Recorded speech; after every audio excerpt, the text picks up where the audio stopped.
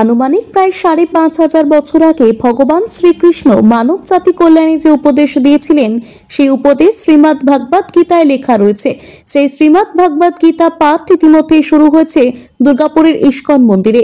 দুর্গাপুরের ইস্কন মন্দিরের গীতা জয়ন্তী উৎসব পালিত হচ্ছে গীতা পাঠের মাধ্যমে। ইস্কনের প্রধান সেবায় উপাচার্য চন্দ্র দাস তিনি সংবাদ মাধ্যমের মুখোমুখি হয়ে জানান, প্রায় 1000 অধিক ভক্ত সমাগম। এই বুধবার তাদের মন্দির প্রাঙ্গণে একযোগে পিতা শ্লোক পাঠ করে চলেছেন। একই সঙ্গে জগৎ কল্যাণ গীতা পাঠের যজ্ঞানুষ্ঠানও চলছে। সাথে চলছে গীতা পাঠের দ্বারা কবিতা, নাটক, গীতি এবং অন্যান্যভাবে মানুষের মধ্যে গীতার যে বাণী সেই বাণীকে সর্বসাধারণের মাঝে পৌঁছে দিতেই তাদের এই প্রয়াস। গীতা জয়ন্তী যেমন জন্মাষ্টমী, রামনবমী হয়, তেমনি ভগবান এই মনুষ্য জাতির জন্য তার অমূল্য উপদেশ ভান্ডার দিয়েছেন। সেই উপদেশকে গীতা উপদেশ বলা হয়। সেই ভগবত গীতার আবির্ভাব বা ভগবত গীতার জ্ঞান কৃষ্ণ আজ থেকে আনুমানিক ৫,৫০০ বছর আগে কুরুক্ষেত্রের রণাঙ্গনে দাঁড়িয়ে এই আজকে অঘ্রাণ মাসের শুক্লপক্ষের একাদশী, যার নাম মোক্ষদা একাদশী, এই দিনকেই দিয়েছিলেন।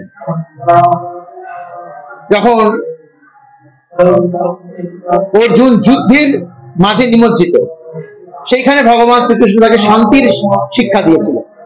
এখন বুঝতেই পাচ্ছেন সারা বিশ্ব নানান রকমের উদ্বেগে ভোগ করছে, আর এই শ্রীমদ্ ভগবত গীতা সকলের শান্তির সূত্র।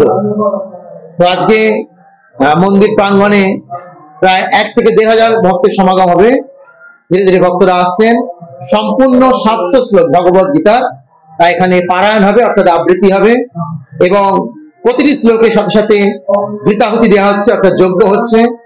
আজকে ভগবান পার্থসারথী মানে অর্জুন এবং কৃষ্ণ রথে আরোহণ করে রয়েছেন। এই রূপে ভগবানের আরাধনা হচ্ছে সারা বিশ্বের প্রতিটি ইস্কন মন্দিরে, বিভিন্ন জায়গায়।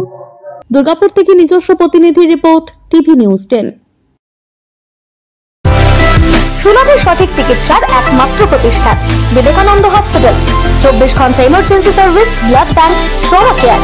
আপনাদের সেবায় আমরা তৎপর। গুণমান ও পরিষেবায় দুর্গাপুর বিধাননগরের ডক্টর জাকির হোসেন এভিনিউর বিবেকানন্দ হসপিটাল শিল্পাঞ্চলের মানুষের মন জয় করেছে।